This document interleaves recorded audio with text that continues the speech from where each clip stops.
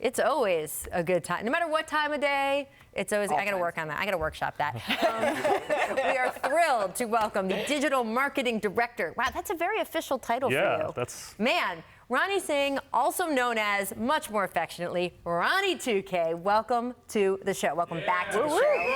2K20, What's up, everyone? 2K20 comes out this Friday. Yes, I know it is a busy week for you. So tell us a little bit about the launch, and also, I think we've had you on before, but I always love the story. Basically, you played video games, and you were like, oh, yes, I'm going to turn this into probably the coolest job in the world. How did you do that? Yeah, I mean, I've always been a super fan of NBA2K. I was top 10 in the leaderboards in 2K5, and now to get to represent the company that I adored as a kid, and as such a big basketball fan, to be with, you know, the greatest NBA players and talk about all things, including ratings, has been just like kind of a thrill of a lifetime. That's, I mean, I think a lot of people watching would like to be you. Yeah. So practice, kids, because, you know. You just got to be good at video games. There you go. I'm really passionate about something. Exactly. Tell your dad. No, really, it's fine. I'm actually working on my future here.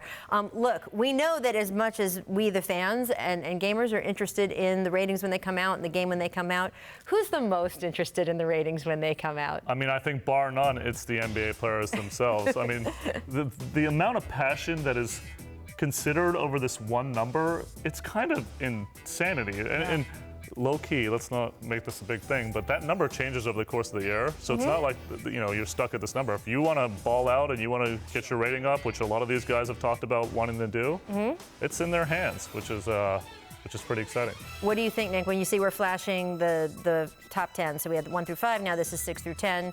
Do you feel they got it right? Yeah, You've got Kawhi and LeBron is tied for top rating. I can see that. I don't know if I would have LeBron at 97 after this past year, but after what he's done for the last decade and a half, I understand. But nobody stands out where you go, oh, what, really there? But Ronnie, this is the thing that I wanted to ask you.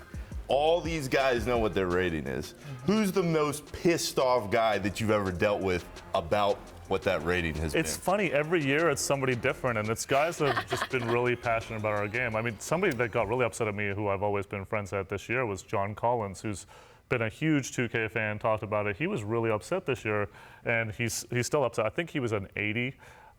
Did you take into account the jumping over the airplane at the All-Star contest? Because he's a really fun, really good player, and if that 20 seconds hadn't existed, I think he would have had a higher rating. Yeah, that's probably about right. Come I mean, on. everything from you know, day and night, the entire season, the off season, everything is considered. You know, we had Zion Williamson as part of our commercial shoot, and he's a 97 dunk rating in our game, and you know, those rookies are always tough to consider, but we watched him up close, and he was dunking from the free throw, like throwing down these thunderous dunks. I actually posted one on social media yesterday, and it's everywhere.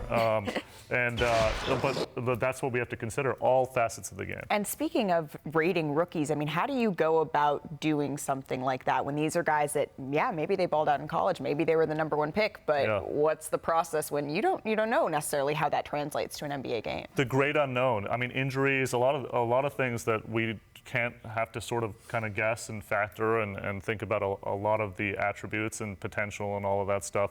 But I mean, Zion, just with all the hype and all the video we watched and all, you know, his reputation, he's our highest rated rookie since John Wall in 2011. And we feel like that's actually a really good place for him to be. He's obviously one of the most hyped rookies since LeBron. Is there a category for that in the ratings computation? Oh, what's that? Hype? Is there a hype category in the ratings I mean, I computation? think naturally we have to play into it. Absolutely. Well, it's funny you mentioned dunking, right? So I want to show some of the highest rated players in categories because you do that too. So highest rated dunkers on 2K20. Zion has a 97, Donovan Mitchell 96, and Zach LaVine 96 This also. year's dunk champion, Rach. Dun, dun, Chicago, dun, dun. Zach LaVine. I love it. It's gonna happen. These are Definitely see that happening. So Zion overall 81. Yep, he's an 81. So there's a lot of factors that go into a rating. It's like 30 plus mini attributes from offense, defense, mental, physical. All of these things factor into the overall rating. Zion having a 97 dunk translates into an 81 overall rating. Obviously, some of the other ratings are to be determined in terms of Zion. We will certainly see. All right, I want to get the highest rated shooters. Guess who's at the top of the highest rated shooters? Oh my, it's Steph Curry, 99 rating. Klay has a 97. You know they're going to have an argument about that. Joe Harris comes in third highest with 94. Hey, he's your three-point NBA champion. Give him a little respect. How cool is it to award a 99 in any category? I mean, 99s never really happen. The only 99 overall in our entire game, we have classic teams. 95, 96, Michael Jordan's the only 99 in our game. So to have even a 99 in one attribute is super powerful for that person. Steph, I think he's kind of deserved that. No doubt. So if you are the greatest shooter of all time, you can get a 99 on 2K. Let's move on to the ball handlers. It's something to dream.